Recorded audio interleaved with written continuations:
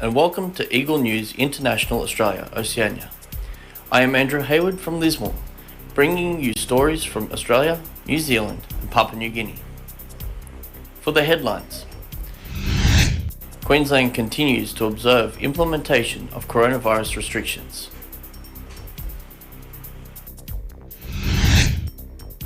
Australia's Sunshine State reveals multi-million-dollar tourism scheme.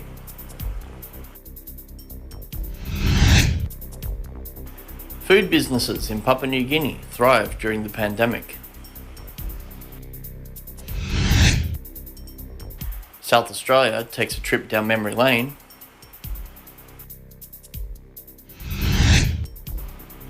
Townsville's Tropical Museum of Queensland exhibits the empire that shaped the world.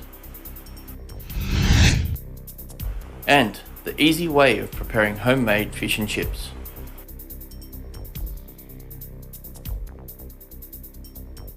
We commence with the latest COVID-19 updates in Australia. Restrictions carried out by various states helped in the significant decline rate of COVID-19 infections throughout the country. Here's Eagle News correspondent Jomeline San Juan to share with us different ways on how residents of Queensland are observing these restrictions. Jomeline? According to the Australian Department of Health, as of May 20, 2021, Australia has a total of 29,991 coronavirus cases, 121 active cases, 67 of which are in New South Wales, 20 in Victoria and 14 in Queensland. 910 deaths in total have been counted, and 58,614 tests have been conducted in the past 24 hours of the observed date. The rate of COVID infections has significantly decreased due to various restrictions implemented by each state. COVID-safe practices such as social distancing of 1.5 meters, limit on social gathering, and hand hygiene are still in place to mitigate the transmission of the disease. The rollout of the coronavirus vaccine commenced on Monday, 22nd February 2021. The Australian government is vaccinating residents and workers in aged care and disability accommodation in Queensland. People at higher risk of COVID-19 have been able to get the vaccine early. Every hospital and health service in Queensland will be providing vaccinations as part of the Queensland's rollout. Vaccination hubs offer vaccine by invitation to eligible healthcare workers and other critical high-risk workers. The vaccines are designed to trigger our immune system to make antibodies to spike the protein of the virus. This means if you were ever to get the COVID-19, your body is better prepared and equipped to fight the illness. It is important to know even after vaccination, Queenslanders will still be encouraged to wash their hands regularly and maintain physical distance to help protect themselves and others. From Townsville, Australia, this is Jomeline San Juan, Eagle News. We live in interesting times. Thank you, Jomeline. We hope that everyone will continue to observe COVID-19 safe practices, even after being vaccinated. Still in Queensland, tourism has been greatly affected by this pandemic. As restrictions ease further around the country, the state of Queensland is ready to reveal its multi-million-dollar tourism scheme. Our Brisbane correspondent, Raylene Javier, will share with us more details. Raylene? The Work in Paradise scheme was announced on May 2021. This initiative aims to help with regional tourism. Thus, Australians are now encouraged to take part and take advantage of the benefits. With thousands of jobs that require employment in Queensland's beautiful destinations, the $75 million scheme announced by Premier Anastasia Palaszczuk is open to everyone over the age of 18 that holds Australian working rights. The eligible regions range from the north of Mackay to the west of Toowoomba. An abundance of opportunities can be found in outback Queensland. Tourism Tropical North Queensland will also provide $200 holiday vouchers for Cairns to ensure workers not just work hard but play hard. The current open jobs that are benefited from the program include chefs, cooks and kitchen hands, hotel, resorts, and restaurant wait staff, venue managers, bartenders and bar staff, tour guides, and deckhands. And it's to be noted that some jobs don't necessarily require any previous experience, as jobs may provide on-the-job training, granting more opportunities for you to become employable in the future. With this new program organized by the Queensland government, more job opportunities are given to Aussies to not only work, but to also travel, play, and live in the moment. Reporting from Brisbane, Queensland, this is Raylin Roy Javier, Eagle News. We live in interesting times. Thank you, Raylene. We are excited to find out more of what Queensland has to offer. Let's cross the Torres Strait to Papua New Guinea. The hospitality industry is one that has been hit the most with the current pandemic, having to temporarily close during the lockdown. The food businesses in Port Moresby, however, have bucked this trend. Eagle News correspondent Echo Hortaleza Ginola is here to tell us more. Echo? Food business see the light amidst the coronavirus pandemic. Despite talk about economic recession, the capital city of Papua New Guinea, Port Moresby, is still advancing in business, and many Filipinos are thriving in their food business endeavors. The importation of Philippine products, fast food businesses, or the so-called lutong bahay, are so significant in Port Moresby. These are owned by Filipinos who are constantly adopting business strategies to make their business grow, remain healthy, and uphold a competitive marketing approach. They involve themselves in a variety of marketing methods for their diverse customers. Staple foods, signature dishes, and their specialties are highlighted when they serve food for their customers. What steps did you make to put up this kind of business? Just thought about it just recently. I actually thought I could try and make burgers around here. I kind of had this idea since I think it was back in college when I told myself that one day I'd try to put up a burger place that some people would like, especially here in Port Moresby where there's not much choices when it comes to a lot of fast food joints. So, And how have you been managing your business during the surging pandemic in PNG? it was pretty hard at first, but you just got to be patient and you have to get used to the fact that there's not going to be much customers coming here because people are afraid to dine in. But we have been making do with takeaways and a lot. It has been going well, and I think it's starting to kick off now. Putting up a business in this time of uncertainty poses risk, but young entrepreneurs are ready to face this challenging new normal. They display a courageous attitude of braving the economic storm and fueling up their sales by being confident and positive with their skills, promotions, and advertisements. Can you honestly say that you're a risk taker? Yes, I am. I was the only guy doing everything, almost everything here, doing the groceries, cooking, and it was pretty hard to juggle. Now, actually, I have a local chef with me. He's pretty good, and I've been training him for 5 years since I was working with chow masters over there. And how does this pandemic impact your customers? Yeah, there's a big impact there because customers are really afraid to come down here and have their meal. But I'd say we've been doing pretty well despite the pandemic. We still are reaching our quota every month. What makes you happy? What inspires you the most?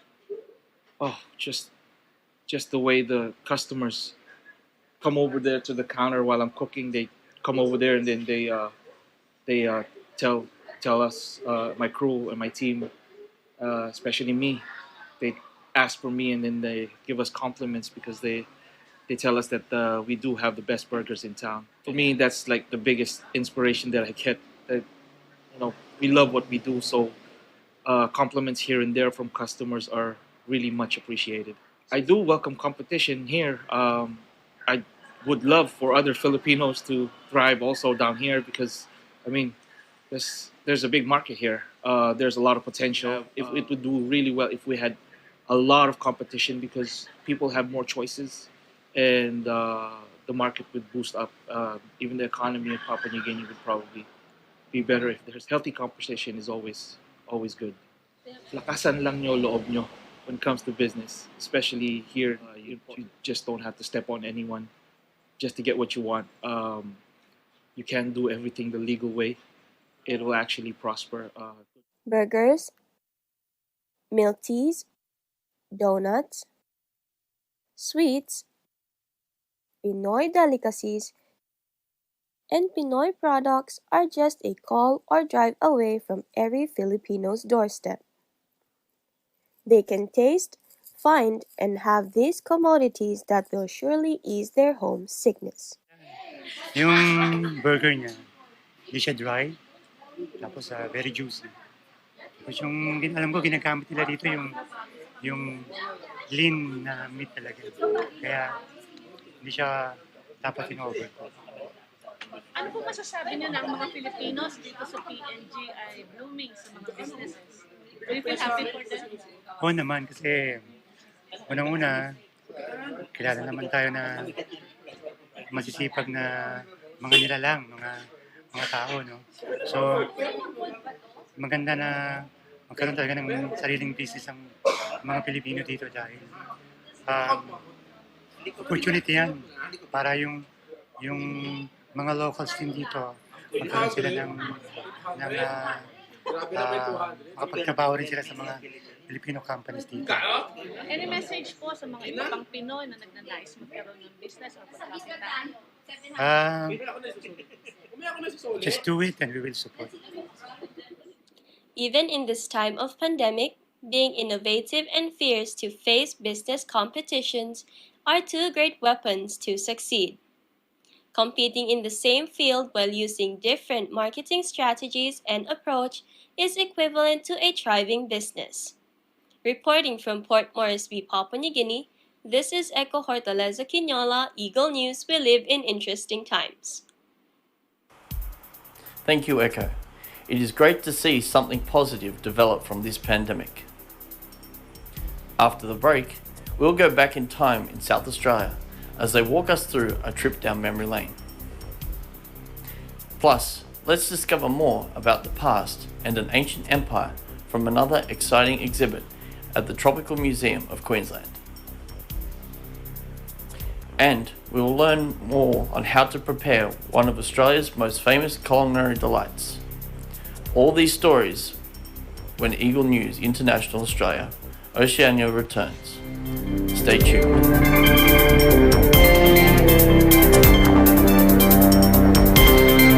Mula noon hanggang ngayon, gabay natin ang MTRCB ratings sa matalino at responsableng panonood.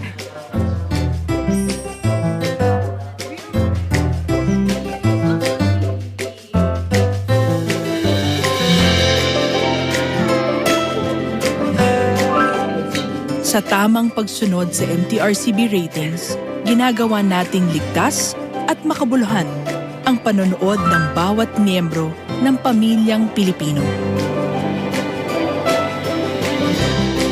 Lumipas man ang panahon hanggang may pamilyang Pilipino, andyan ang MTRCB.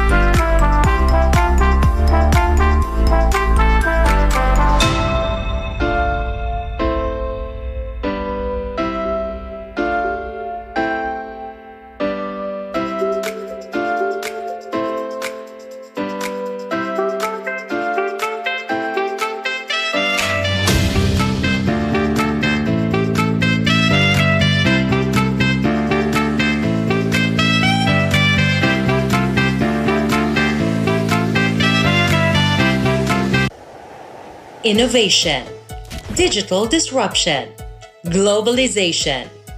Startups, micro, small, and medium enterprises, as well as large corporations, all face interesting challenges in the market today.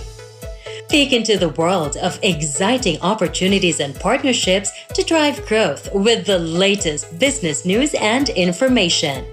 We are open for business. Your weekly dose of entrepreneurial inspiration to update you on the latest developments in the world of business.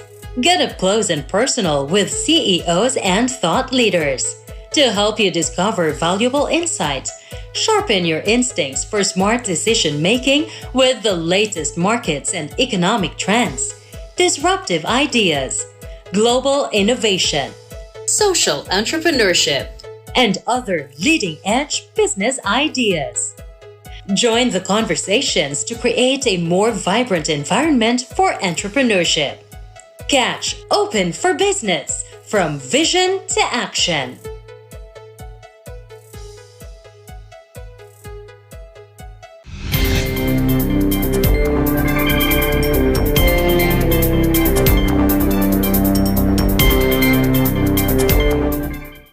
Welcome back.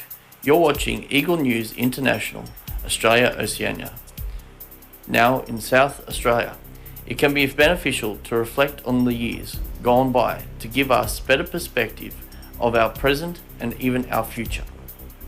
Let us take a nostalgic walk down memory lane with our Adelaide correspondent, Aubrey Asana. Aubrey? Every year, South Australians have the opportunity to take a trip down memory lane and explore the history of their own state through South Australia's History Festival. This statewide event features numerous open-access community events highlighting the stories and spaces of South Australia. Events range from tours, workshops, and exhibitions happening all over South Australia's streets. The History Festival is run by the History Trust of South Australia, an agency of the government. This agency engages in research, collects and preserves materials that promote the history of South Australia. The History Trust of South Australia aims to value South Australian history by celebrating the collections and legacy of SA through the annual History Festival. The theme for the 2021 History Festival is change. Events will explore and highlight the changes that have occurred politically, socially, positively, and negatively. The History Festival allows South Australians and visitors to better understand and develop connections between the past and present of South Australia. The History Festival runs from the 1st of May to the 31st of May, featuring various types of events all over South Australia. From the heart of Adelaide's CBD to regional South Australia, including Barossa, the Murray River, and York Peninsula. Events include guided tours of historic buildings, churches, and the streets of South Australia. People can also experience the festival from the comfort of their homes through online events such as virtual tours and online performances. South Australia's History Festival is a special occasion where South Australians and its visitors can learn and immerse themselves into the history of SA. It is an event to better understand and appreciate how the history of South Australia has shaped it into the state it is today. Reporting from Adelaide, South Australia, this is Aubrey Sanyon. Eagle News, we live in interesting times. Thank you, Aubrey. It's good to see things from a perspective to appreciate what we have now. Heading back to Queensland. Viewing exhibits in museums allow us to learn how people lived hundreds of years ago and be surprised how some practices have survived the ages. Our Townsville correspondent, Morgan Goodfellow, will show us an ancient civilization shaped our world. Go ahead, Morgan. Welcome to the Tropical Museum of Queensland's Ancient Rome exhibition. Let's take a step back as we discover the legacy of the mighty Roman Empire and how our generations have evolved from their innovations. Rome became the most powerful state in the world by the 1st century through a combination of military power, political flexibility, and economic expansion. This expansion changed the Mediterranean world as we know it.